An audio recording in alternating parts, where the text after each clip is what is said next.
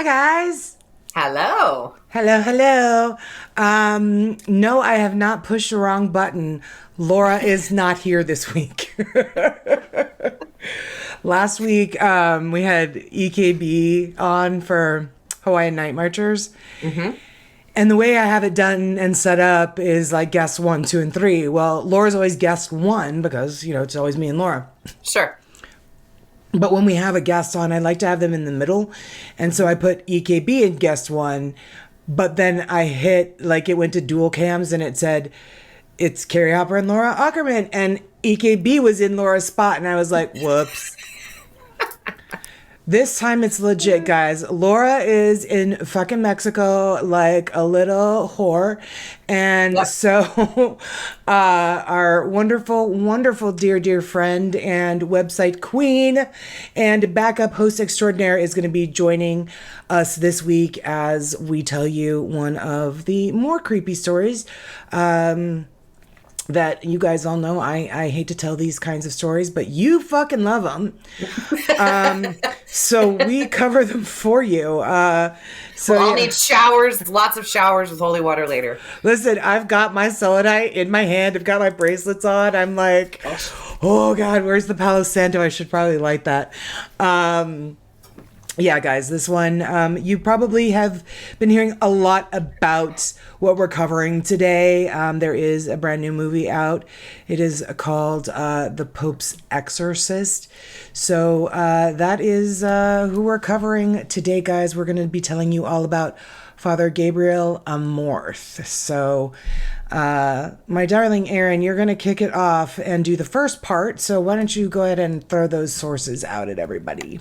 All right. So for our sources today, we've got theconversation.com, vanityfair.com, and it's an article by William Friedkin, thesmithsonianmag.com, an article by Carolyn Hagler, and wikipedia.com. Yes. So there was no, yeah, really good. There was no byline for theconversation.com. So whoever wrote that, great job. Chef's kiss. Chef's kiss. Wonderful article. All right, let's just jump down this rabbit hole because the sooner we're in, the sooner we're out because this is... Yeah, agreed. I was trying to see, I thought I had my grandmother's rosary beads somewhere in here, but I can't. I know they're around, so we're just going to pretend that they're here and we're just going to hope There they're we close. go. So, there we go. It's totally fine. I think we'll be all right. It's probably the only time those Hopefully. rosary beads have seen the light of day since like my confirmation in the 8th grade. So there's that. I love it. All right. Okay. Let's dive down this rabbit hole. Let's do it. Okay. So a couple of months ago, a new movie was released called The Pope's Exorcist, as Carrie stated just a few minutes ago. And it tells the story of Father Gabriel Amorth and his career as the head exorcist of the Vatican and the Catholic religion with that fabulous Hollywood dramatic veil about it. I haven't seen it yet because honestly, I don't do things that unnaturally move. Conjoined limbs, things like that. That's just a hard no for me. Yeah. But Father Gabriel Amorth was born in 1925. He died in 2016. He was undoubtedly the most famous Catholic exorcist of the modern era. By his account, Amorth performed at least 160,000 exorcisms during the course of his ministry, sparking a renewed interest for exorcism within Catholicism itself. That's a lot. That's a lot. That's a lot. And I love when you get into the history of this, you explain what that actually means, right? It's not like he pulled demons out of 160,000 people in his like 30 years, 40 years doing this, right? Could you imagine? No, I cannot. Everybody be afraid of everybody. And never, he would never sleep. He'd need like a feeding tube, and somebody would have to hold him up. Like he would never have time to sleep. Constant Red Bull through an IV. I get it. Oh my God, yeah, no way. He would never be able to survive that. All right. So Father Amorth was an Italian Catholic priest of the Paulines, also known as the Society of St. Paul. You have this in Latin, so we're going to give it the good old college try. Sure. Societas a Sancto Paulo Apostolo. Hey, better than I would have said it, but then you went to Catholic school? We've tried to forget a lot of that, so our memory's not so great. Latin scares me. It's fair. So this particular society is abbreviated SSP, and it's a Catholic clerical religious congregation of pontifical right for men, founded on the 20th of August, 1914, at Alba Piedmont in Italy by Giacomo Alberioni. So sorry. Okay. And officially approved by the Holy See on the 27th of June, 1949. Its members add the nominal letters SSP after their names to indicate membership in the congregation. Well, that took a minute to convince the Pope that it should exist. Is that like the verdict of or the version of like a doctorate at the end? You know, I mean, I guess. like an honorary degree. Right? Yeah. Maybe. I don't know. Maybe. I was like, sure, if you say so. All kinds of sects within Catholicism that I do mean, different things. there's far too many. There's way too many. If you start having to have acronyms in your religion, there's an issue. All right. So he was an exorcist for the Diocese of Rome. Amorth, along with 5 other priests, founded the International Association of Exorcists. His work in demonology and exorcism gained him international recognition. Over the course of his career, Father Amorth claimed to have performed tens of thousands of exorcisms and became one of the most prominent and controversial figures in the Catholic Church in the modern era. He was born, I think they pronounce it Gabriele Amorth. No H on the end in Italian, I think. Okay. I'm not going to bother doing that the whole time because I'll never get it right. He was the son of a lawyer in the town of Modena in the north of Italy. In his teens during the Second World War, he joined the Italian resistance, and then he became Giulio Andreotti's deputy in the youth wing of the Christian Democratic Party, which is a Roman Catholic centrist party. He left that position and was ordained in 1951. In 1986, he was assigned by the Vicar of Rome to assist Father Candido Amontini, then the chief exorcist in Rome. Can you imagine, like, getting that call? Be like, right. Hey. Yeah. Listen, we think you'd be sauce. excellent at this. Yeah, I'm excited, said no one ever. All right. When Father Amontini died in 1992, Father Amorth was named his successor. In the years that followed, he was variously referred to as the Vatican exorcist, Rome's chief exorcist, and the Dean of Exorcists. He has performed thousands of exorcisms successfully, and in 1990, he founded and led the International Association of Exorcists. Currently, there are 4 exorcists in Rome and some 300 around the world within the Catholic Church.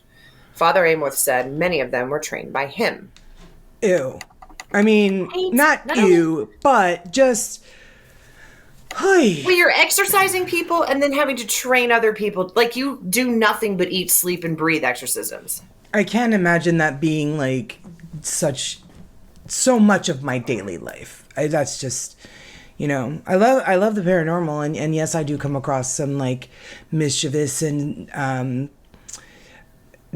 bad stuff, but this is vastly different. Well, this is not something you can just decide you don't want to do. I don't think either. If you're appointed basically by the Pope you're the dude, then you're the dude. Like, that's it.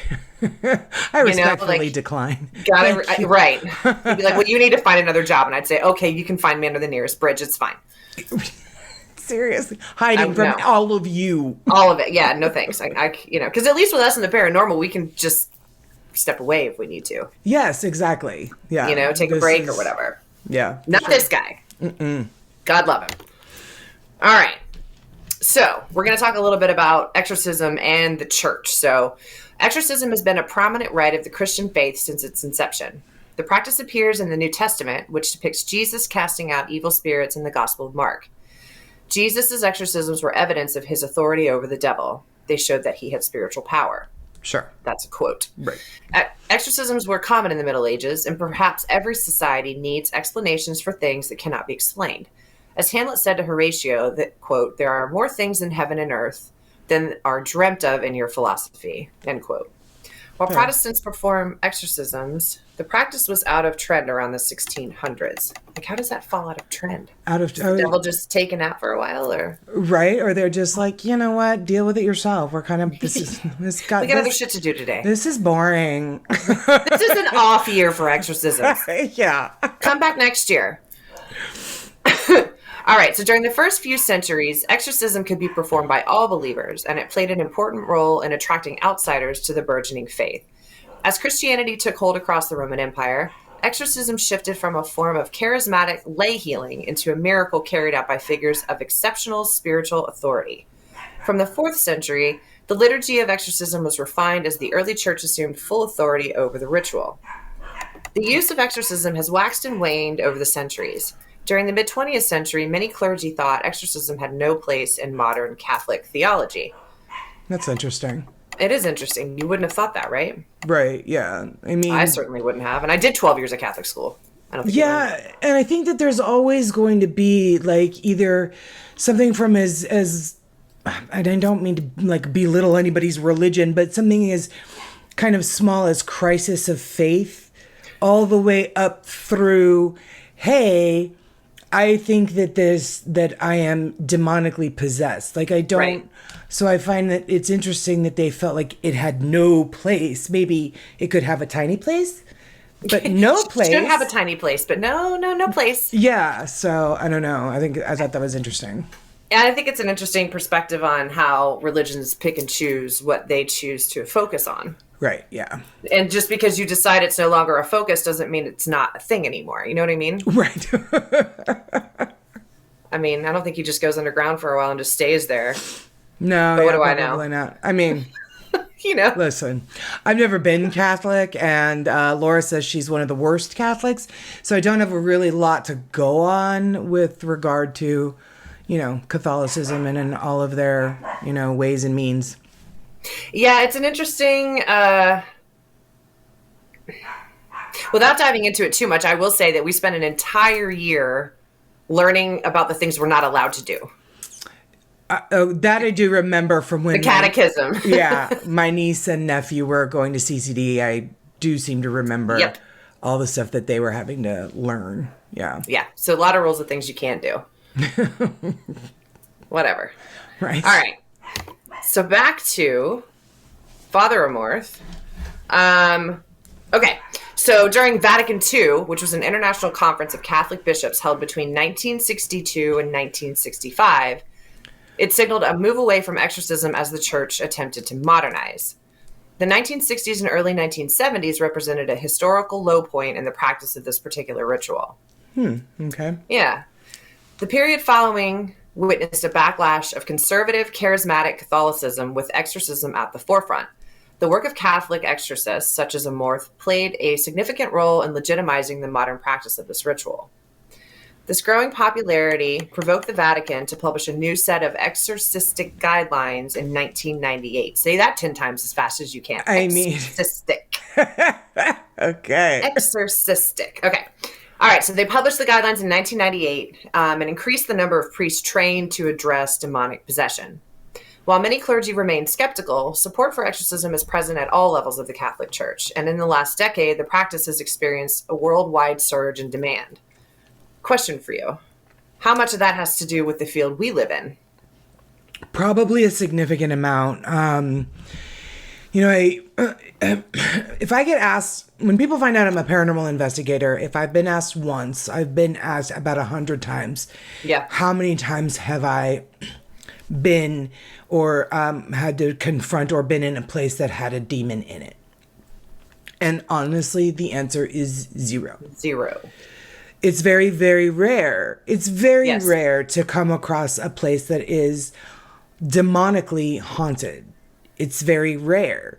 But I think, maybe this movie and maybe other movies and maybe other, shows that might be on TV or things that you might hear or some of the more theatrical, people that are in the industry make it sound like demons are just kind of running everywhere and we're all living in, that Sam and Dean Winchester supernatural world where literally every other person you meet is a demon in a human's body. It's just not the case. It's just not. And our favorite farmhouse, there's not a demon on that property anywhere. Are there some really crotchety, angry, grumpy spirits? Oh, for sure. Sure.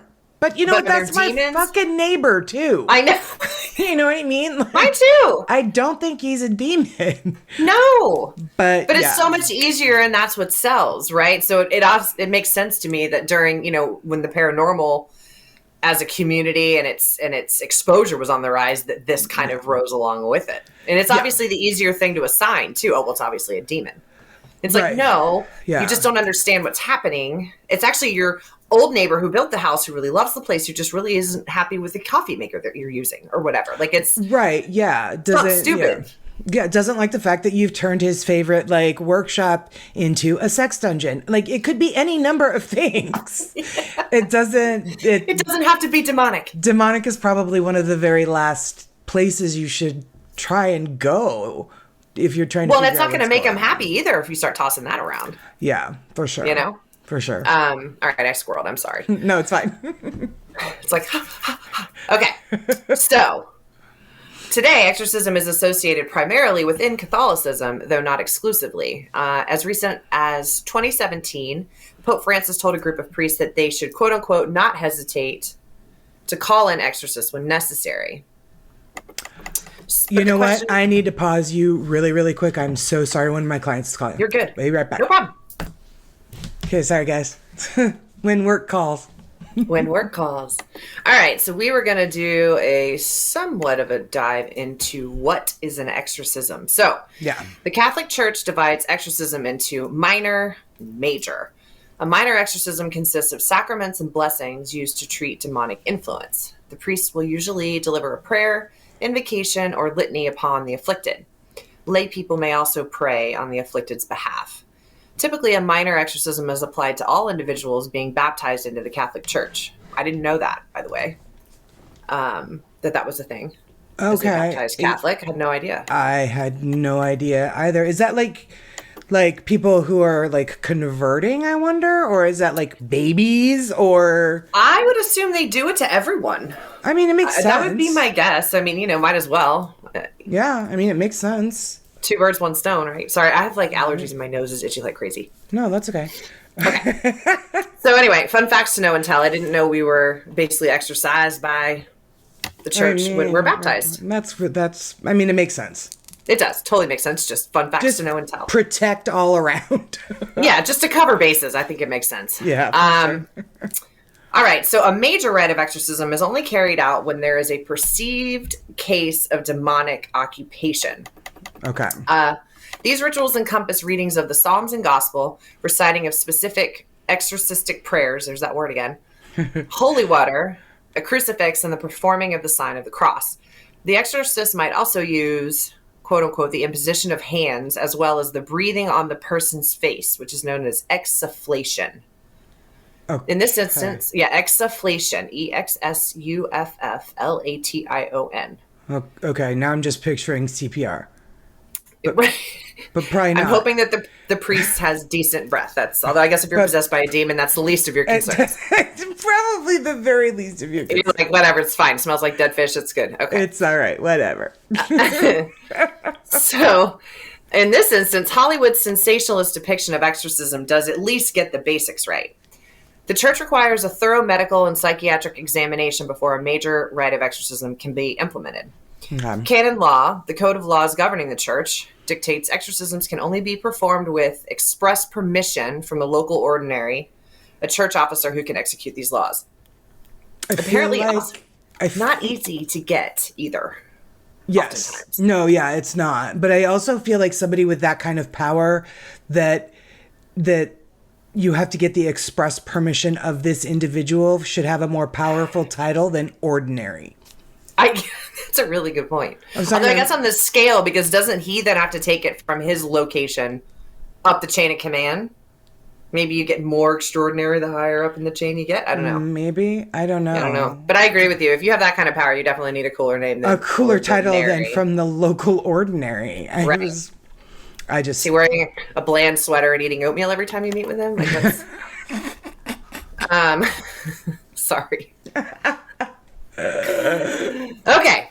So Amorth, however, believed the need for exorcising demons was so great he advocated all Catholic clergy should be permitted to perform major exorcisms without acquiring permission. Oh. Right. Interesting perspective. Amorth seems to have had carte blanche in fulfilling his exorcism ministry. I mean, when you're kind of the dude for the Vatican, I think you kind of have that blank check, right? Right. I mean, when you're the one training everybody. Yeah, I mean... Who are you going to ask? Like... Is this one okay? Like, who do you ask for that? You're that guy. Right. I mean, I disagree with that, but I'll tell you why when it gets to my part. I disagree that everybody should be allowed to do it. I agree, because we see that quite a bit in our field, and that can be not great. Yeah. So you may not have had demons before, but you might leave with them if you don't know what you're doing. Yes, exactly. Okay. So exorcisms have long been a subject of fascination for Hollywood and horror fans. The Pope's Exorcist is the latest in a long line of films pitting priests against demonic forces, the most famous of which being The Exorcist, which came out in 1973. My dad didn't sleep for a week after that movie came out. He had the lights on. Amorth was a fan of the film. When he met with its director, William Friedkin, decades later, he explained that he was not afraid of the devil and that he, in fact, the devil feared him. Quote, "Do you know why the devil is afraid of me? Because I'm uglier than he is," end quote. Amorth told Friedkin in a 2016 Vanity Fair interview. Of course, we use information from Insight in this episode. Yes. So much good information there. While he was known to have a surprising sense of humor, considering his line of work, Amorth believed that the work he was doing was essential. Throughout his life, he claimed to have performed tens of thousands of exorcism rituals. According to Deepa Beharth, I don't know if I said that right, of the Associated Press, Amorth has said that 98% of those who seek him out need a psychiatrist, not an exorcist. His focus, however, is on that 2%. Yeah. All right, so this is what I found really interesting about your research. In October 2000, it was reported he had performed over 50,000 exorcisms, which ranged from a few minutes to several hours in length. In March of 2010, he said the number had increased to 70,000. By May 2013, he said he had performed 160,000 exorcisms in the course of his ministry.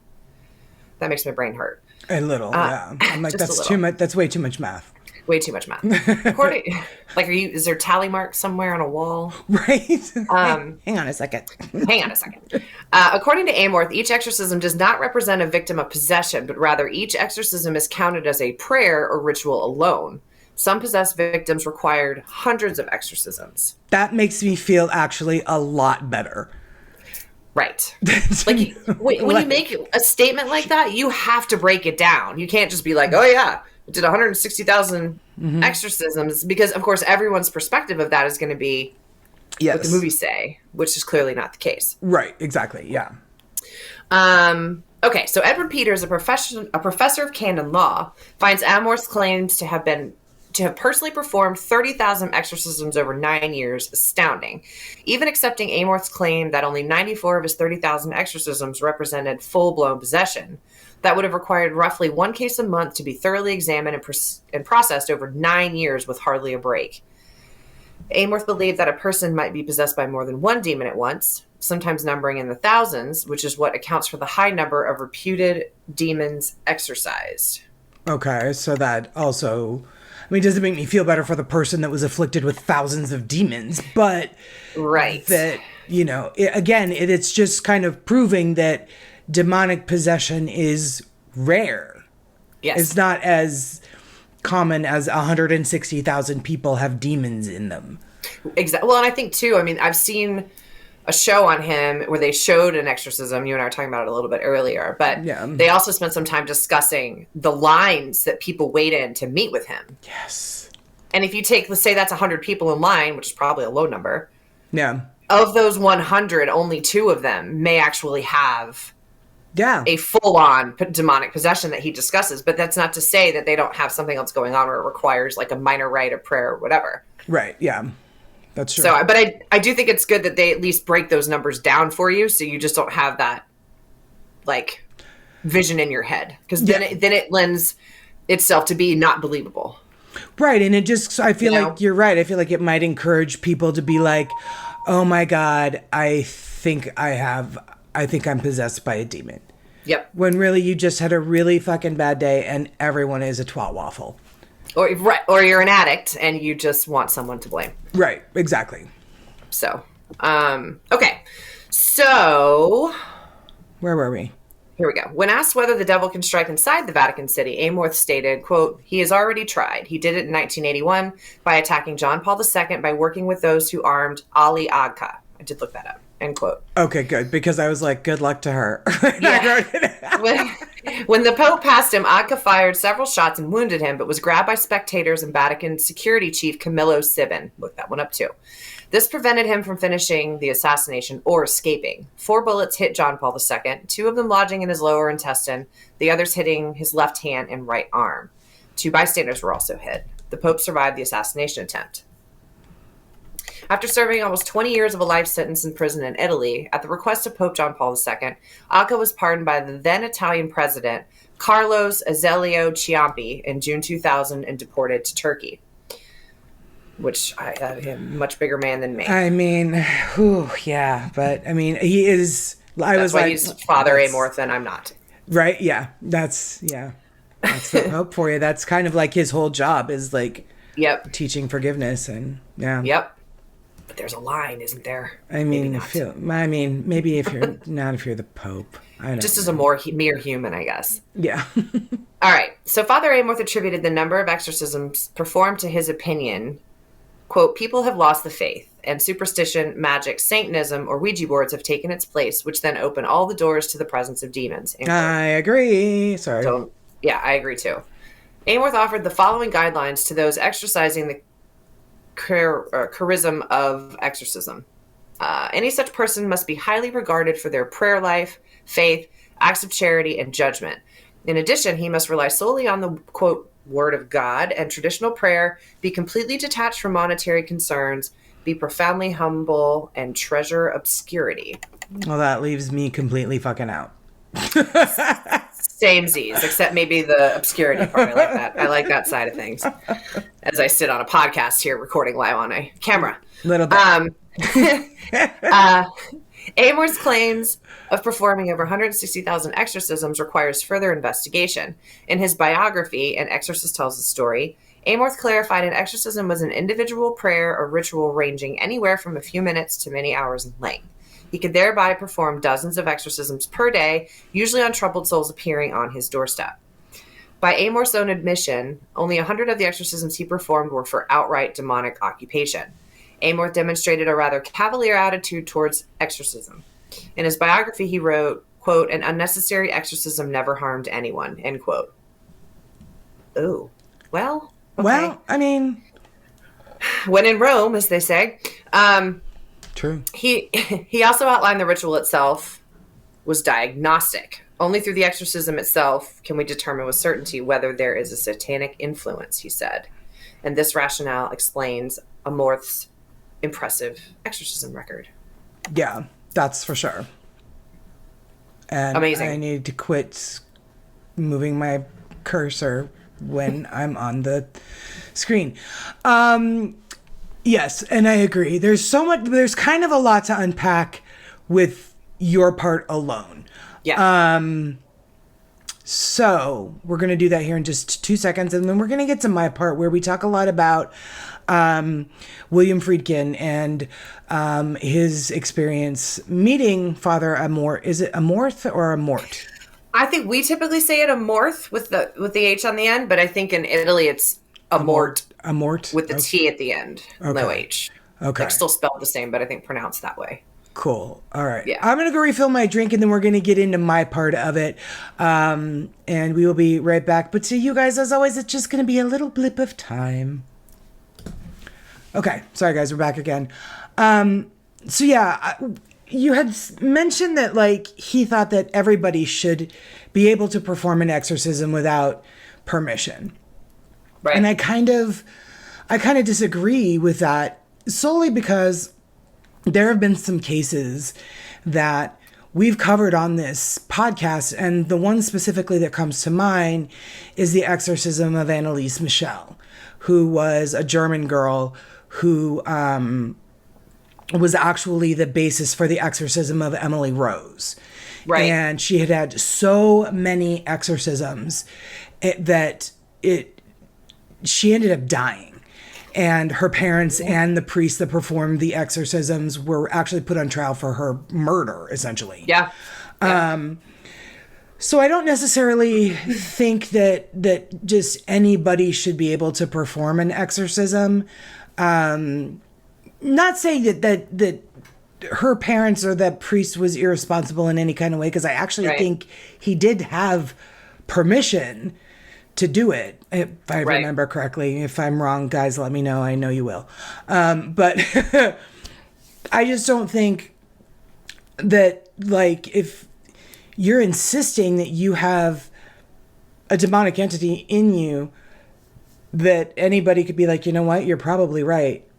I think that what they did with her, she went to a ton of doctors. She went to a ton of psychologists, psychiatrists. She was in mental health facilities. Like, they kind of exhausted all efforts, and then they decided to go forward with the exorcisms. But I don't necessarily know as every person who can do an exorcism would be should. Exactly. Exactly. I had seen a story, and it wasn't I don't remember. It was a Native American tribe, I think, in the States or maybe in Alaska, where they had a woman who was supposedly possessed by something. And their way of dealing with it and doing exorcisms involved almost like waterboarding. Yeah. And I mean, they were, and it was this woman's whole entire family in their best efforts to try to cleanse this woman. They were, basically the house was flooded with water.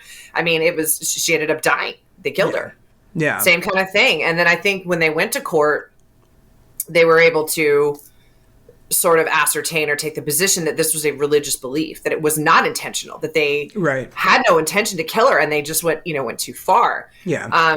But I think that also plays to your point that not everyone I don't agree with Amorth's position there either, because that's to say somebody like me could do that. I'm not prepared for that. I don't know what to do. And that's like one thing. Yeah. You don't want to fuck up, I mean, pardon the French, but like, that's what, if I've got a demon, I don't think I'd want my next door neighbor giving me an exorcism. Right. Yeah. I mean, and I think it's purposeful to have the family or friends or whatever, like, praying while professionals do it. Sure. Correct. Yeah. But I think even priests that that maybe even trained to do exorcisms and do them, according to, canon law or what have you, during I don't know, their big book of how to exorcise. I don't fucking know. If they are trained in how to do that, sure. But I still think that there needs to be a chain of like command that has to be followed. Agreed. For something so very, very serious to be done. Well, and you look at like the case you were just talking about. I mean, I think, didn't she go through that for like 13 years? I mean, it was some astronomical number of years. Long time, yeah. And even with the good intention, even with permission, even with someone who does this for a living, how many did she have? Oh, geez. And how much damage did it cause? So you know what I'm saying? It's like a chicken and egg kind of thing. Yeah, it was. It's hard to say.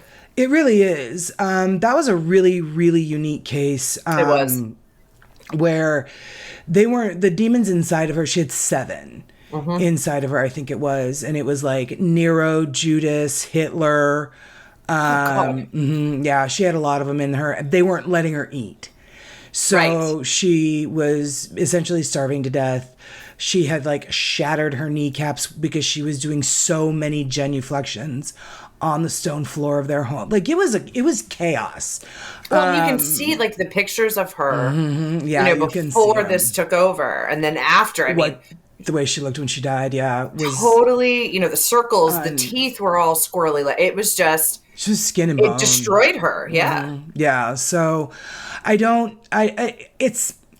again, I'm not Catholic. I don't belong to any really kind of denominational church or any church. So take what I say with a grain of fucking salt. But something along these lines, I think not just any Tom, Dick, and Harry priest or,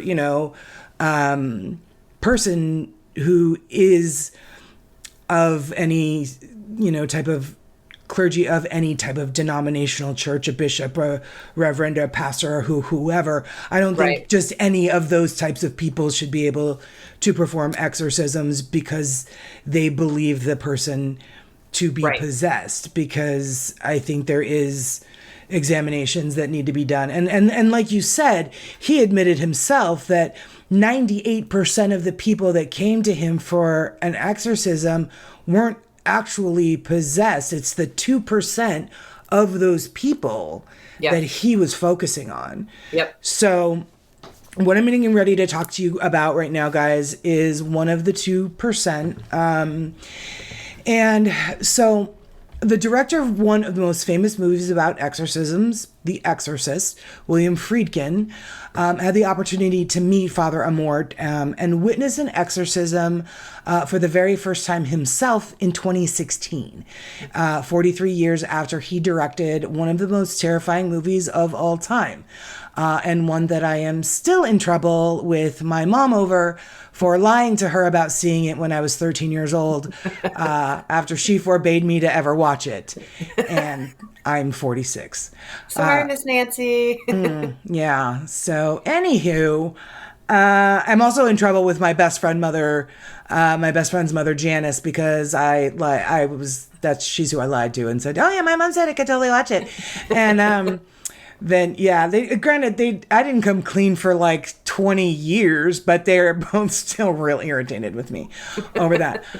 So anyway, so Friedkin, no, here we go, and we're off to words. Yeah, difficult on Sundays. Oh, geez.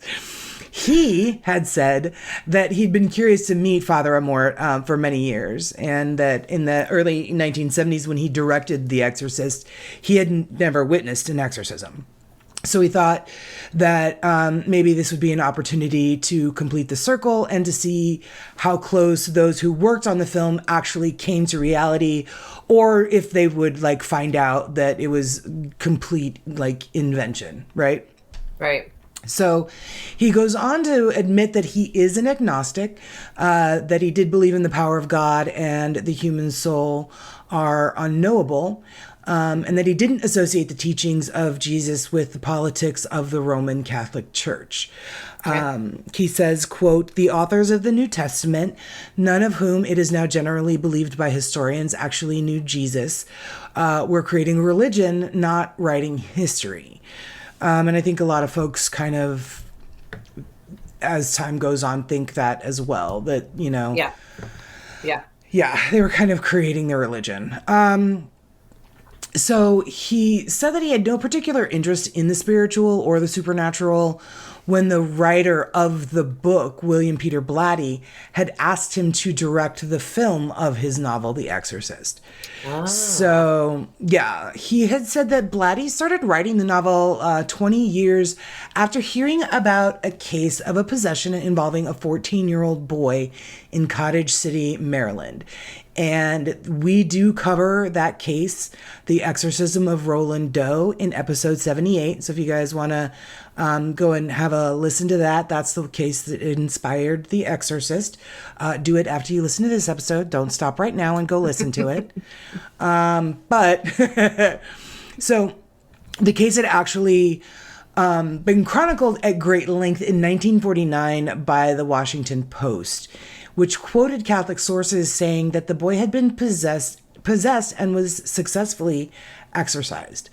Now, the reporter, Bill Brinkley, was given extraordinary access to the Washington, D.C. diocese, but Blatty, who was then an undergraduate of Georgetown University, couldn't get anyone involved to divulge the facts of the case. So he wrote it as fiction and out of his own deep faith.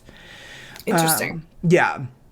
Yeah, there is also a on Discovery Plus, which is now part of HBO Max or whatever. The Shock Doc, right? The Shock Doc, yeah. It was good. The Exorcism of Roland Doe was really good, really creepy. But again, all of these types of stories that we cover are. I really don't love.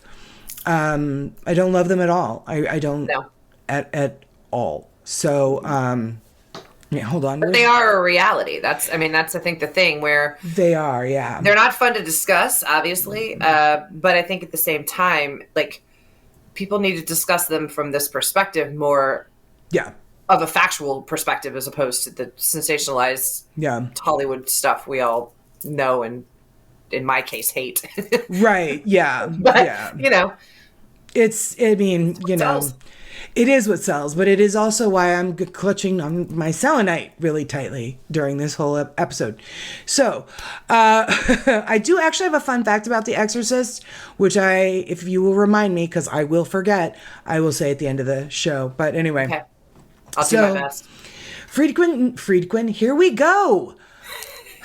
Friedkin said that he and William Peter Blatty wanted the film to be as realistic as possible with the flavor of a documentary. I don't know as they captured the flavor of a documentary that well, because man, was that shit gross. But right. They did have a technical advisor for the exorcism scenes, a guy by the name of Reverend John Nicola, who was assistant director of the National Shrine of the Immaculate Conception in Washington. He was considered an expert on the ritual, though he had never seen or performed one himself. Few people, including priests have. Words are hard, as you would say. As I always say. So again, here he's considered an expert on the ritual, but he's never performed one and he's never seen one performed. He should not be somebody who just can do one, I don't think. That's kind of like what we were just talking about. Yeah. But he does go on to say that more than any film that he'd directed, The Exorcist inspired him to the point of obsession each day as they were filming it. He said that he rejected all constraints, creative and financial. The studio, which was Warner Brothers, thought that he had taken leave of his senses, and he's admitted that he might have. He made the film believing in the reality of exorcism and never, to this day, thought of it as a horror film. Which I was like, that's why can I sit and pick at your brain for a minute? Because we are not the same. We are not the same. That's like being Stephen King's kid and he comes in at night in your bedroom. Do you want a bedtime story? No, Dad, I don't. I'm good. Right. This is where we part ways. Right. So, Father Amorth had agreed to meet with him because he did admire the movie, which I think is high praise. Right, agreed. Honestly. In his book, An Exorcist Tells His Story, which was published in 1990, Father Amorth wrote, quote, "It is thanks to the movies that we find a renewed interest in exorcisms. Vatican Radio on February 2nd, 1975, interviewed William Friedkin, the director of the movie The Exorcist. The director stated that he wanted to tell the facts of an episode narrated in a book that had actually happened in 1949, when a Jesuit priest was asked on the same program if The Exorcist was just one of many horror movies or something altogether different. He emphatically maintained that it was the latter. He cited the great impact the movie had made on audiences throughout the world." And it did. I remember when we covered The Exorcism of Roland Doe, of course, we talk about The Exorcist. Of course. And people were horrified. They were running out of the theater in the middle of it. People were throwing up in theaters. Passing out. Like it was a shit storm. Nothing like it had ever been shown. And that includes Psycho. And Psycho was horrific for the time.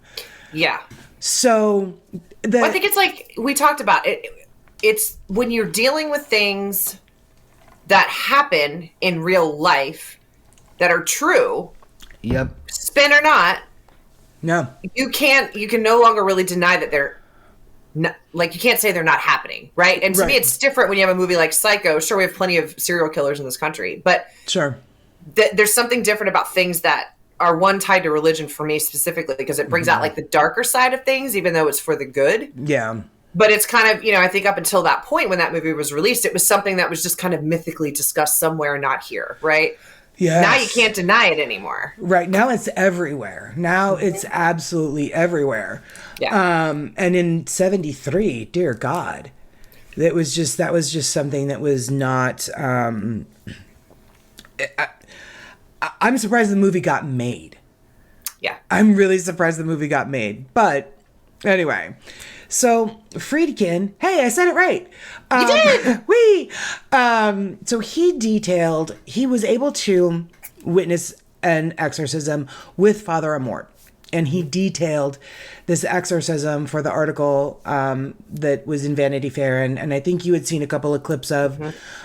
He does say in the Vanity Fair article, because it was written 2016, that the names of the people involved in the story were pseudonyms, but I think the actual film uses their real names, and I think you said like the woman's name was Christine or Christina. Christina, that's, yeah. It was her 9th exorcism, I believe, yeah. Right, yeah. So for the purposes of this, I'm going off of the Vanity Fair article, so we're going to call her Rosa. Love it. Anyway, so he starts it out, it's really interesting, where he details Father Amorth's typical day. Now, let's think back to the math you all made us do earlier, Erin, where 100,000 exorcisms and it's X amount of hours and X amount of, praying and this and that per demon kind of a thing. So he writes, quote, after his usual breakfast of cafe latte and biscotti, Father Amorth returned to his room, which had a tall window, a hospital bed, 2 chairs, and a wooden desk cluttered with pictures of the Virgin Mary and Padre Pio, a priest mystic who experienced stigmata, which are the bleeding wounds corresponding to those inflicted on Jesus Christ on the cross. For the next 6 hours, Father Amorth reviewed mail requesting his services from people around the world. Each letter contained tragic questions and appeals from people who knew Amorth only by name and reputation. He answered the letters, writing with a fountain pen, licking the stamps and envelopes himself, and set them out for mail. At 2:00, he knelt again to pray, and then made his way to the elevator, which took him to the first floor, where the small room dedicated to his work was located. His old adversary was waiting. So, at 3:00, he began to conduct the exorcism that Friedkin had been invited to witness. And the possessed woman, whose name was Rosa, as we'll say, was in her 30s. She had a quiet demeanor. She had a college degree, but she actually couldn't work because of the fits and the behavioral changes that came over her, most severely on the Christian holidays, such as Palm Sunday, Ash Wednesday, Easter, and Pentecost. This was her 9th exorcism with Father Amorth. As with traditional psychiatry, the patient was usually not cured after the first session. Father Amorth had been exorcising one man for 16 years. Could you imagine? Nope. I cannot. I just can't. Mm-mm. So Rosa arrived with her mother and her father and her boyfriend Giuliano. Now, Giuliano was over 6 feet tall. He had the build of a heavyweight boxer and short, really close cropped hair. He was very warm and considerate of Rosa, but Friedkin sensed a strangeness about him. Okay. With them was Roberto. Now, Roberto wasn't a family member, but a friend of the family. And in 2012, his sister, who was in her 30s, was suffering from depression. And one day, Roberto saw her on the floor, convulsively twisting her body and growling like a wolf. When this continued for several days, Roberto took her to a psychiatrist who was unable to help her and suggested she see Father Amorth. She required 4 exorcisms before she was healed. So it was Roberto who had noticed Rosa at Mass acting disturbed and disoriented the same way his sister had. So he's the one who brought her to Father Amorth in August of 2015. Mm-hmm. Now, this was Rosa's 9th exorcism, and Father Amorth walked into the room with 5 burly men. 4 were middle-aged priests. The 5th, Alessandro, was stocky and strong, and he was Father Amorth's personal assistant of 7 years. For this exorcism, Father Amorth had granted Friedkin permission to attend and film it. So you guys can see this. I think it's on YouTube. There's clips of it on YouTube. I don't know if it's been put together in like a whole. I watched today. It's 40 minutes worth of it. Okay. It's not as dramatic as the movies make it seem. Mm-hmm. The voice in that is, to me, the weird, and the strength, I think, is the weirdest thing to me. Yes. And I think that's why they keep hitting on the amount of men in the room. Yes. Yeah, because There was, we had done some recordings of Annalise Michel, and the voices and coming out of her were not of a 20-something-year-old German girl at all. Like, No. creepy stuff. Yeah. So Father Amorth started by thumbing his nose at the demon within Rosa. Okay, this He goes guy like is this. clearly, not what he does. scared at all. No. And the exorcism began. So Rosa's motivation was not a death drive. She had come to this room for the past 9 months to be set free of something that had been visited upon her. And Father Amorth insisted that anyone who came to him first seek the help of traditional medicine and psychiatry. Out of 100 people who seek my help, he explained, 1 or 2 at most may be possessed. Rosa had no apparent medical symptoms, and it was Father Amorth's belief that her affliction stemmed from a curse brought against her by her brother's girlfriend, who was said to be a witch. The brother and his girlfriend were members of a powerful demonic cult, believed by Father Amorth. Sure. There's nothing that I read anywhere that said they were, Confirms, but he believed it. So Friedkin actually sat 2 feet away from Rosa as her torment became visible. Her family stood against a wall to the right, and Father Amorth invited everybody to join him in saying the Lord's Prayer and Hail Mary. He then invoked Saint Joseph, Padre Pio, Father Amontini, who, if you guys remember from Erin's part, that's the guy who had the job before him, that guy, and the Blessed Virgin asking for their protection. Rosa's head began to nod involuntarily. Her eyes rolled back. She fell into a deep trance. He spoke in Latin in a loud, clear voice using the Roman ritual of Paul V from 1614. He asked the Lord to set her free from demonic infestation. Now, I am going to say all of the English translation because wasn't even going to attempt Latin. So, Yeah. Fair. Yeah.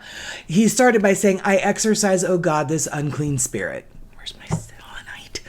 I hate all this. You know what? I'm going to hold my angel to. Rosa's body began to throb, and she cried out before falling back into a trance. Father Amorth placed his right hand over her heart, saying, set yourself free. She lost consciousness. Be afraid of Satan and the enemies of faith. Without warning, Rosa began to thrash violently. 5 male helpers, these big dudes, had to do all they could to hold her down as she started to foam at the mouth. No. Leave in the name of the Father, he said. Rosa's features slowly altered into a mask of despair as her body continued to writhe. She was trying to rise and clearly to attack. Let him go, O God Almighty. Rosa did not speak or understand Latin, but she thrust, blah, blah, blah. Oh, my story was getting so good until I screwed up a word. But she thrust forward and screamed in Father Amorth's face, my, which means never in Latin. Mm-hmm. So then this low buzzing sound began, like a swarm of bees, and the others in the room continued to quietly pray. Mm-hmm. God's Spirit, Holy Trinity, look after Rosa, O Lord. Destroy this evil force so that Rosa might be well and do good for others. Keep evil away from her. Then Father Amorth called out the satanic cults, the superstition, the black magic that had possessed her. She reacted, growling, screaming, never, and the screams just kept filling the room. And it was a tiny room from what I remember of seeing very some small of the video. room. Very small room. Like a college dorm room, if that big. Right, yeah. Like small, like very small. Yeah. Super small. So another voice from deep within her shouted in his face, don't touch her. Don't ever touch her. Her eyes were still closed, and Father Amorth just yelled back, surrender. She reacted violently and screamed, I am Satan. The buzzing continued. She grew more defiant, more agitated. The room was cold, but everybody was sweating except for Rosa. Mm-hmm. This whole thing, I'm like, it's just utter chaos, and is just making my head hurt to even think about, let alone when I watched it or as I'm telling you guys the story. Yeah. It's just awful. And it just goes on and on. He's screaming, leave her now. She's screaming back, never. Answer me. No. Santana, Santana, how many demons are you? He asked. 80 legions. Yep. She replies. In the name of God, when are you leaving? Never. And then she said, she is mine. She belongs to me. He says, she belongs to Jesus Christ. She says, we are an army. And then he says, rest, creature of God. And then she does. And everything is calm again. Yeah. So she slowly wakes up. She sits up. She's disheveled. She has no memory of what just happened. Nope. One of the priests leads her into a corner as her mother received a blessing from Father Amorth. Suddenly, she began to rage again. Screaming, cursing. What the hell? Sorry, what the hell? That was a poor choice of words, guys. Really sorry. Phrasing. Jeez. So she's cursing, she's screaming. One man is holding her by the neck and another by the legs. Mm-hmm. Gradually, she goes back to her normal state. And in fact, she seemed very blissful and happy to William Friedkin, who's watching this whole thing like, oh my God. Probably like, wow. Yeah. Yeah. So Father Amorth smiled and the mood in the room changed. It happened to be his birthday, so everyone's saying happy birthday to him in Italian. Everybody but Rosa. Mm-hmm. So Rosa's talked to Friedkin afterward, and she had said to him, quote, many things over the years that made me believe I was possessed. There is a time when you can't bear or postpone it anymore. After 2 years, I had to do something. So she had felt afflicted for 2 years before, and seemingly tried everything possible before she finally went to a priest. Right. So Friedkin, look, guys, the director, this is getting out of control, asked her if she had been treated by physicians or psychoanalysts. And she said that it was useless to go to doctors, that her problem was caused by evil spirits.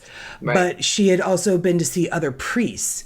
And Father Amorth was the only one who actually was helping her. Yeah. So he asked her if she felt better after the exorcism. And she said, each time it feels like I'm becoming free, I can feel the devil suffering inside me. Mm-hmm. I can't even begin to imagine what that would feel like. No. So he would later ask, Father, do you write of dialogues you've had with Satan? Have you ever seen him? And Father Amorth said, Satan is pure spirit. He often appears as something else to mislead, which, being in the paranormal, that's probably one of the first things we're taught. Yeah. That demonic things will try to mislead you. They will try to come at you like they're little children, and they want your sympathy to gain your trust. So that's one of the first things that we're taught as an investigator. Yeah, for sure. He went on to say that he appeared to Padre Pio as Jesus to frighten him. He sometimes appears as a raging animal. The ritual of exorcism is not practiced by an ordinary priest. An exorcist requires specific training and must be thought to have a personal sanctity. He can be exposed to dangerous behavior and personal threat. His prayers often cause a violent response as he attempts to shine a beam of light into the darkness. So, Friedkin had said, you have publicly said that you believe, referring to the current church scandals, that Satan is in the Vatican. Do you still believe this? And Father Amorth said, yes. Today, Satan rules the world. The masses no longer believe in God. And yes, Satan is in the Vatican. So this is just sort of going along into that whole reason why he's so controversial. People don't want to hear this stuff. They don't want to hear this stuff.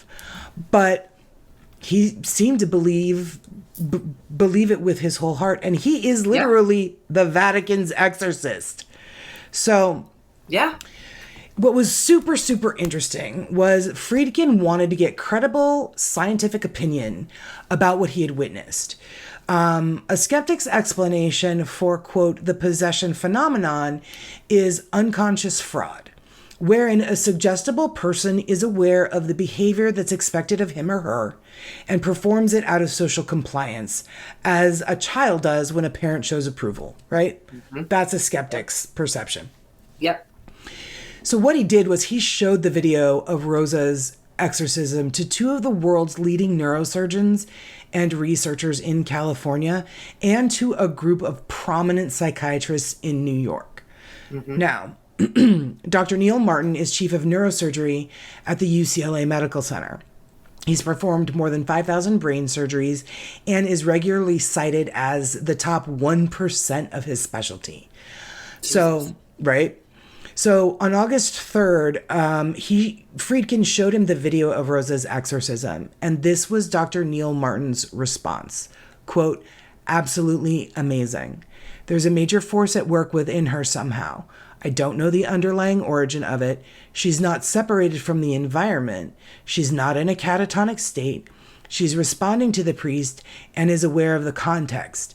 The energy she shows is amazing.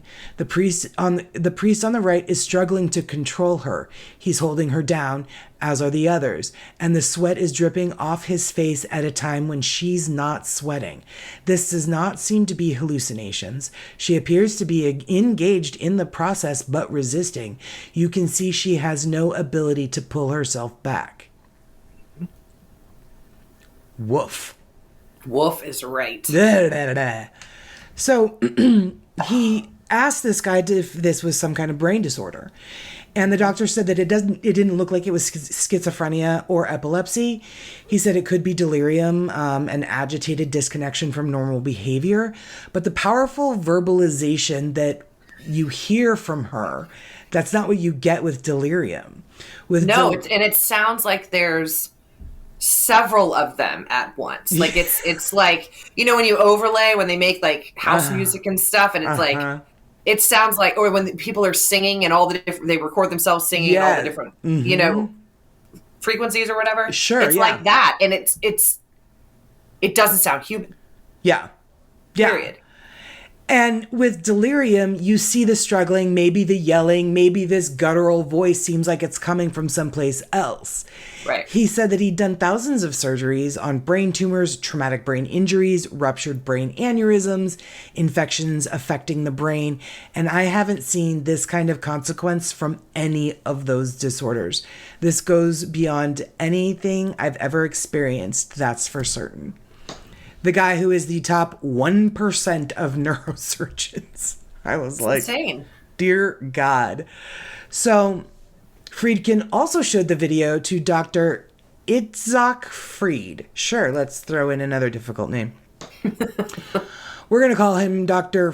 Maybe it's Fried. I don't know. We're going to call him this doctor. So this doctor is a neurosurgeon and a clinical specialist in epilepsy surgery, seizure disorder, and the study of human memory. He's based at both UCLA and the Tel Aviv Sourasky Medical Center. Sure, I can say that word. Right. This was his conclusion. Quote, "It looks like something authentic. She is like a caged animal.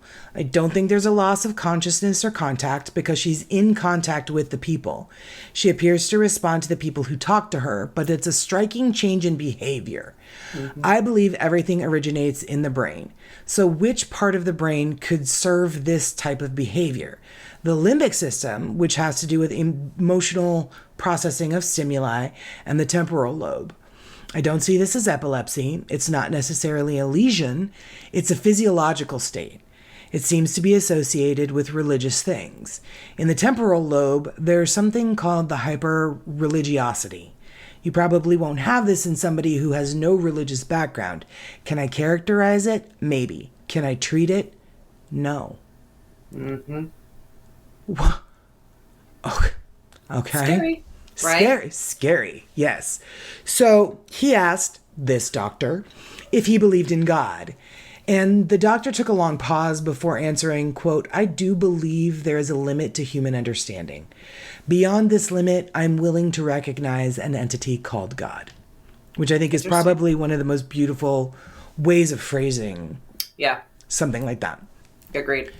So the reaction of the neurosurgeons actually surprised Friedkin and me too, frankly. When I read it, I was like, damn, all right. But because he had actually expected that they would quickly dismiss Rose's behavior and her symptoms as madness or unintentional fraud or suggest that she might be cured by brain surgery. But they didn't. Right. They wouldn't come out and say, of course, this woman is possessed by Satan, but they did seem baffled as to how to define her ailment. And both of these doctors agreed that it was not something that they would attempt to cure with surgery. Right. So in that case, she was a deeply religious woman. What would your next step be? It would be to go to a priest and be like, hey, maybe I need to be exorcised or something. Right. Maybe. So he was also eager to pursue another path, one devoted to the treatment and prevention of mental disorder. Mm-hmm. So he took the video to a group of some of the leading psychiatrists in the country, all in residence at Columbia University. So he showed these psychiatrists the video on a TV screen, and they had an open discussion about it for about an hour and a half. And here's some of the highlights of the that were synthesized from that discussion. One of them said, to be perfectly blunt, this is unconvincing as to anything that could be supernatural or excused from the laws of nature as we know them. And when Friedkin said, do you think it's fraud? They all agreed, no, it's something real. Okay. So the one doctor said it fits recognized psychiatric syndromes that have been defined. It's classic. I would say she fits into the pattern that we call dissociative trance and possession disorder. There's no obvious known psychopathology. Exorcism as a therapeutic technique could work. Well, that's interesting. So saying it without saying it? Right? This other doctor said, given our scientific and medical backgrounds, do we countenance the possibility of there being something that's spiritual or supernatural in nature that takes the form of disturbed behavior? And yet another doctor said, the person is expressing a pathology that is understood as possession. Our field of psychiatry can understand it as possession just on the virtue of what she's presenting, without having to take any kind of stance on whether there are demons or spirits. Right. So that, I mean, they all kind of like say the same thing, but they're not saying it outright, really. Yeah. Agreed. One doctor said that he did have a patient right now, or at the time in his unit, who was similar to this in a lot of ways. She says she's possessed by the devil. She speaks in a bizarre voice. She's had a history of trauma. He said what we're doing for her is we're treating her with medication, giving her psychotherapy, creating a safe environment. She gets better. We don't take a position of, is this really Satan bothering you, or are you just being bothered by your illness? Because that's a very valid thing too. It is. You know? This other doctor says that I've never really believed in ghosts or that stuff, but I've had a couple of cases, one in particular that really just gave me pause. And he goes on to say that this was a young girl in her 20s from a Catholic family in Brooklyn. She was referred to me with schizophrenia, and she definitely had bizarre psychotic-like behavior, disorganized thinking, disturbed attention, hallucinations. It wasn't classic schizophrenic phenomenology. Right. Why can I say phenomenology but not Friedkin? Whatever. And she responded to nothing. No kind of treatment. Usually you get some response. There was no response. So they tried family therapy. And then all of a sudden some really strange things started happening. Accidents, hearing things. At the time he wasn't thinking anything of it, but it unfolded over the course of months. Yeah. He said one night he went to see her and then conferred with a colleague. And afterwards he went home and there was a kind of blue light in the house. And all of a sudden, he had this piercing pain in his head.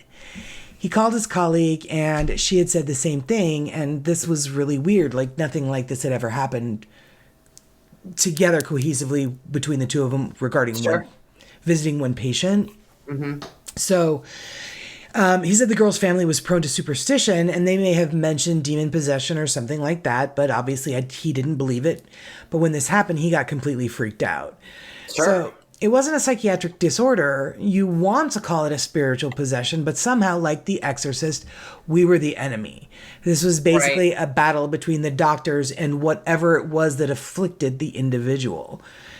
So Friedkin, see, here we go. That name. That director dude said, "Do you completely disregard the idea of possession?"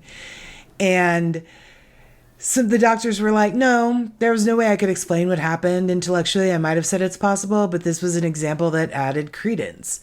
The director said, "If a patient doesn't believe in psychiatry, has some resistance to it, is it likely to work?" Which is a good, fair question. And the doctor said, if you're saying you need to believe in religious systems for something like exorcism to work, the answer is yes. In some, this isn't demon possession, but treating Rosa's symptoms as demon possession may not be the worst thing. So then eventually they said, I think all of us would agree there are things we can't explain. Yeah. So he had gone to these doctors to try to get a rational scientific explanation for what he had experienced and witnessed in his, this Rosa's exorcism with Father Amorth. He really thought that they would say that this is some sort of psychosomatic disorder having nothing to do with possession, but they didn't. Mm-mm. And he said, 45 years after I directed The Exorcist, there's more acceptance of the possibility of possession than there was when I made the film. Yeah. So what I don't like about this story with Rosa is this. Her 10th exorcism was set for the 4th of July, and Friedkin was determined to record it and follow this story to its end, however long it might take and to whatever conclusion. So he arrived back in Rome, and he found out that Rosa had canceled her appointment with Father Amorth. So when she was talked to on the phone, she said that she didn't feel up to it, that she would reschedule when she felt better.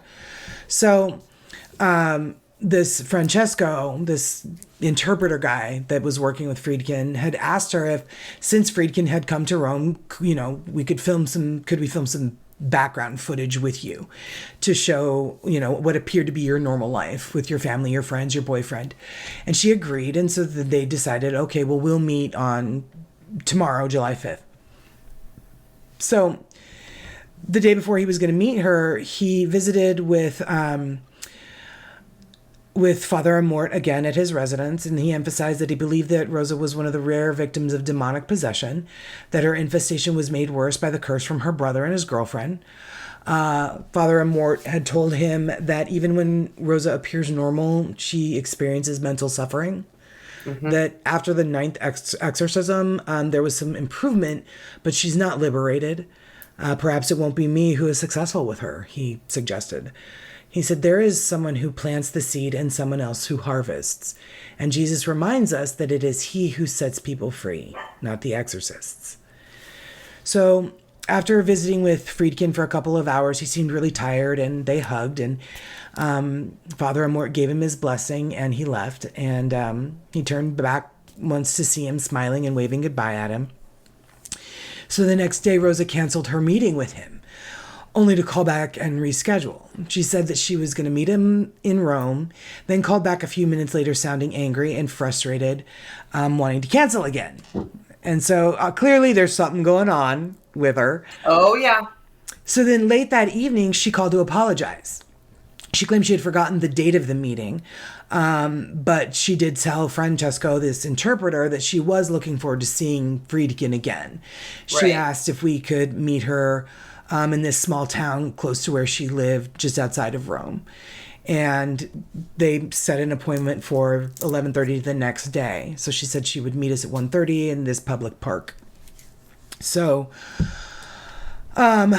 they get there, and this town is a very religious town in a very old world way. They kind of had to like walk up the top of this hill to like this Acropolis. Right. And within it is the cathedral, which is one of its most sacred places. And they were going to meet her in the park in front of this 12th century basilica. Right. But 11:30 came, 12:30, 1:30, she still hadn't arrived. At 1:45, they went inside the basilica because it was getting really, really hot. It was summer in Italy. 2 o'clock, they went back outside. Bunch of kids playing outside. There was nobody around. There was no other movement. So Francesco called Rosa on her cell phone, and she answered quickly, sounding really mad. She said, "Where are you?" She actually screamed it. And he said, "We're at the park. Where are you?" And she said, "I'm where I told you I'd be, at the Santa Maria Maggiore, the church in the town square."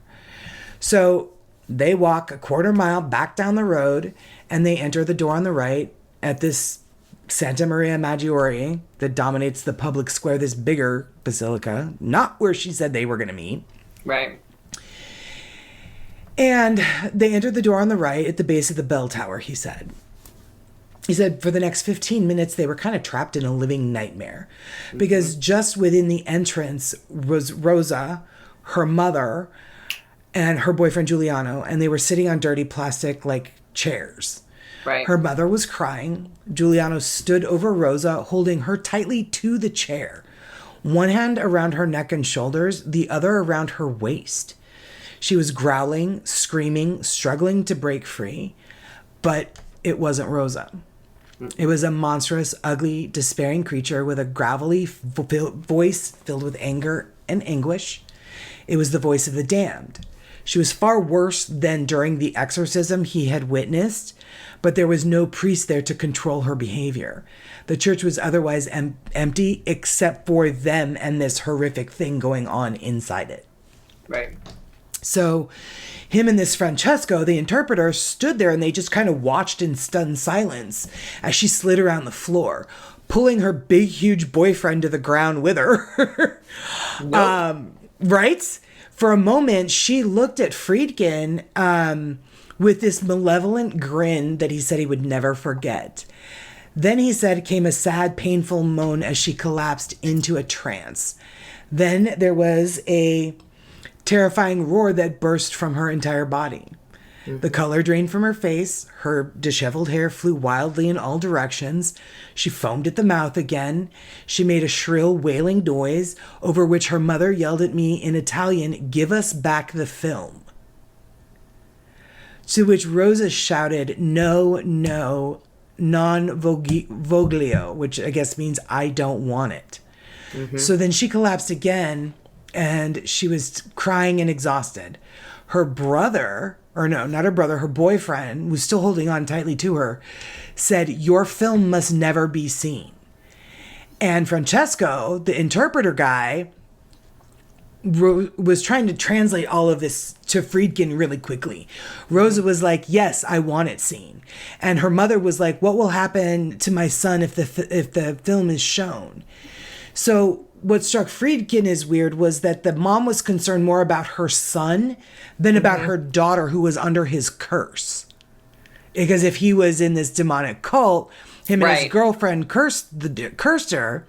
Right. So then Rosa shouted again furiously and was like, "I don't want the film." And so Friedkin was terrified, but he was trying to act calm. And he said, "I'm not going to give you the film." So the boyfriend was then screaming, "I know why you want to show this, to make a famous film about Satan. You don't care if showing it will ruin Rosa's life." So this whole time, she's screaming, he's screaming, the mom is screaming. She's trying to break free from the boyfriend's grasp. She was becoming more violent. So he told the interpreter, Francesco, to tell them that there is no film. It was on a video on a little card. So then the boyfriend seemed to have no idea what Friedkin was talking about, but he smiled and he was like, "Oh, it's an SD card. Then you need to bring it here and we will burn it." And Friedkin was like, "I'm not giving you the video. I will never give you the video. I made it to show the work of Father Amorth."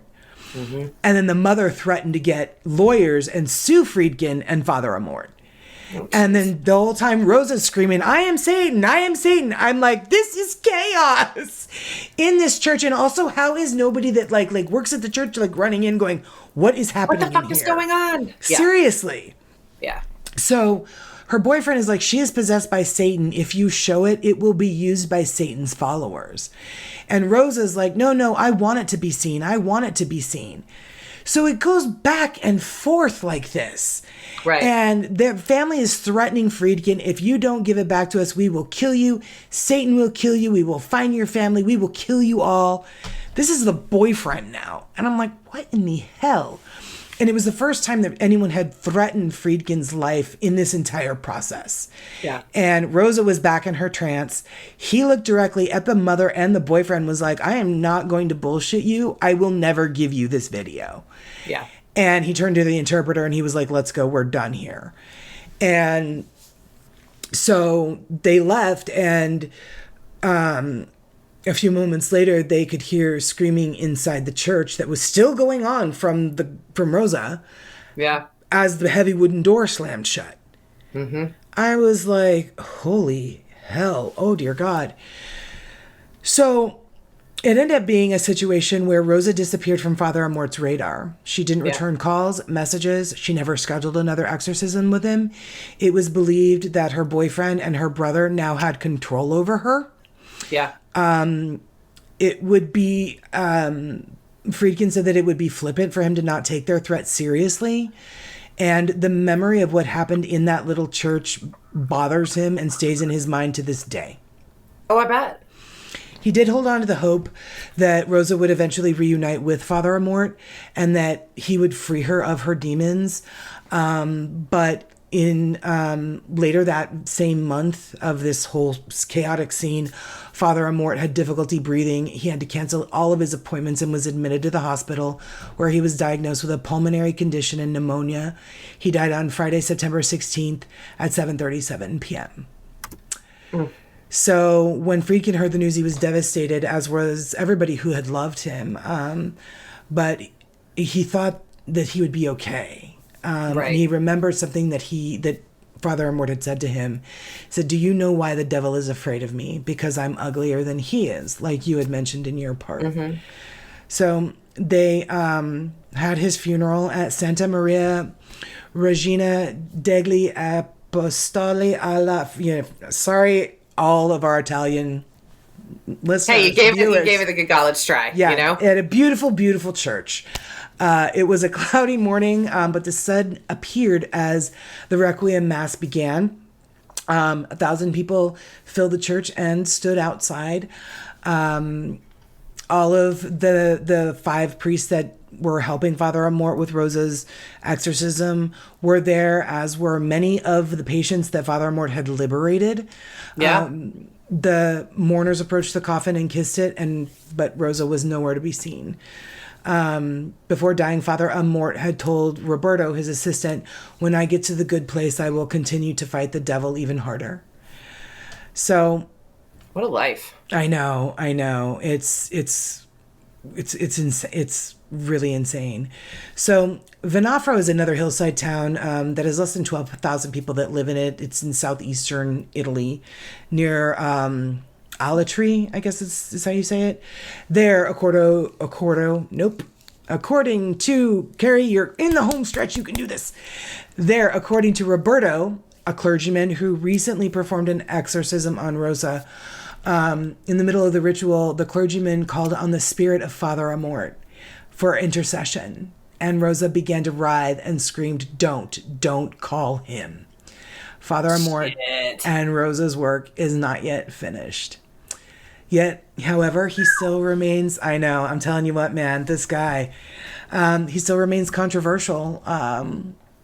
At a film festival in Umbria, where he was invited to introduce the 2011 film about exorcism called The Rite. It's with Anthony Hopkins. Mm-hmm. Terrifying. Nope.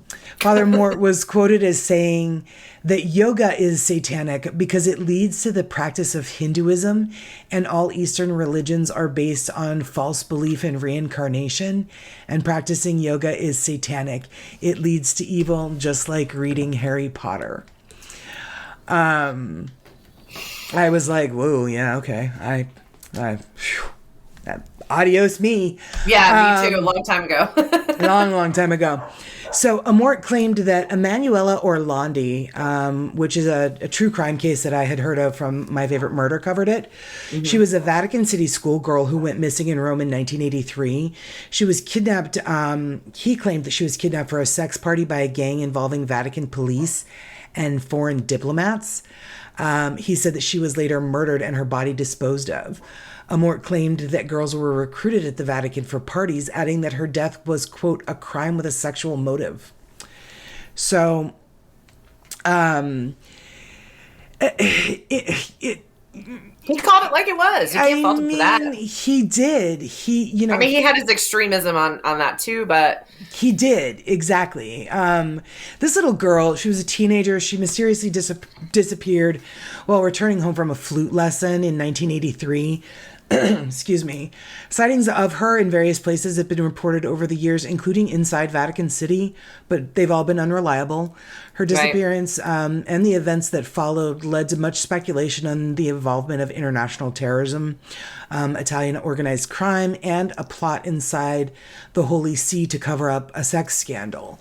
So her family, in particular her brother Pietro, consistently pressed the Vatican for release of information about that case, believing that the Holy See knew more than it admitted. The Vatican always maintained strict silence about the matter, denying any accusation of involvement. But over the years, many voices from inside the Holy See suggested that someone actually knew what happened to the missing girl. In 2023, not that long ago this year, 40 years after her disappearance, the Vatican opened an official investigation for the first time at the behest of Pope Francis, which I think is really cool. Yeah. So, I will say in closing, guys, after an hour and a half, while some of the Catholic community are critical of the Pope's Exorcist, one of the film's executive producers, Edward Siebert, who is also a Jesuit priest, has maintained that his goal is to cast men like Amort in a positive light. He says, quote, "It's good to see a priest talking about prayer, forgiveness, God's love, and on top of all that, vanquishing demons. It feels good to finally see a priest as a hero." Amort is the ideal figure for dramatization. He neatly embodied the archetype of the Catholic exorcist, the courageous man of faith who rescues afflicted souls from the devil's clutches. This archetype continues to be enduring. It represents a traditional form of spiritual authority seldom seen in our modern society. And if an individual has the power to exorcise demons, this can be seen as a validation of their faith, the devil, and God. As long as films like The Pope's Exorcist continue to perpetuate the Catholic Church's effectiveness against demonic incursion, exorcism will remain as a viable spiritual practice for the foreseeable future. So, ladies and gentlemen, that is the story, the true story of Father Gabriel Amorth. Fascinating. That was a deep one. That is. Whoa! Ah! God. All the woof. All the woof. Bums me out that he was not able to release her from her torment, but maybe somebody else can, and maybe he is able to help whoever took his place from heaven, because like he said, I'm going to continue to fight the devil when I get to the good place. So he might even be more effective up there. He might even be. These stories creep me out so much, but they're so important to be told. And agreed. I just they terrify me because they are real. They're real. And I don't love it. No. This was a good one, and I thank you so much for joining me on it. I know. Thanks for having me. Absolutely. I do have two things that I do need to say for those of you that have stuck around to the very end. One is, Erin, to you, and the other is a little teeny announcement for upcoming episodes. But first, Erin, to you. our friend, as you know, EKB, she was on the show last week, and her name is Erin K. Bailey. You are Erin K. Bush. So Yes. she has decided, and this is just roll with it because this is her decision. So this is happening. Whatever This is happening. You have new monikers, the two of you. Okay. She is Big EKB, and you are Lil EKB. Perfect. So when we talk about the EKBs, guys, it's going to be Big EKB of Erin. Write that down because we can't say words, and she's an academic teacher. And then there's Lil EKB, who is our website queen, our dearest friend. She fills in when one of us are off in Mexico doing whatever the hell, or me off doing whatever the hell I'm going to be doing. So yes, you. I love it. Yeah, Big EKB and Little EKB. So I'll take it. I let her know that I was going to announce that to you in during the recording in front of all the listeners. So there you go. There's that. I love it. And folks, if you have gotten this far into the show, then I am very, very nervous and also excited in a nervous way to let you know that we have an upcoming episode that I believe is airing July 8th, I think. For one of the first weekends in July, we're actually going to be having a real-life exorcist on the show as a guest. So she is one of many guests that we will be having on. She is a she. And she's a bad bitch. She is a bad bitch. And yeah, she is a real life exorcist. So if you have tuned in this far, get excited. We will let you know who and when and where and how. Once that gets closer, we always announce our guests a week before the episode airs. So we're actually we're not recording with them until I think like in July. Erin, is it? I think we're recording on the second. You're one of them, yeah. Erin's not the exorcist. Lil EKB is not an exorcist. Lil EKB is not an exorcist, no. She's not the exorcist. She's I know gonna my be on... lane. Energy healing is my lane. That's where I stay. Yes. But she's going to be on the show with us and the exorcist. So, yep. Yeah. To that end, do you know how we close out the show? Do you remember what it is we say? Or do you want me to just say it? Yeah, you're going to have to say it. I'll just say it. It's been a while. I'll just say it. As we say out there, stay safe out there, guys, because you never know who or what is listening. We'll see you next week. Bye.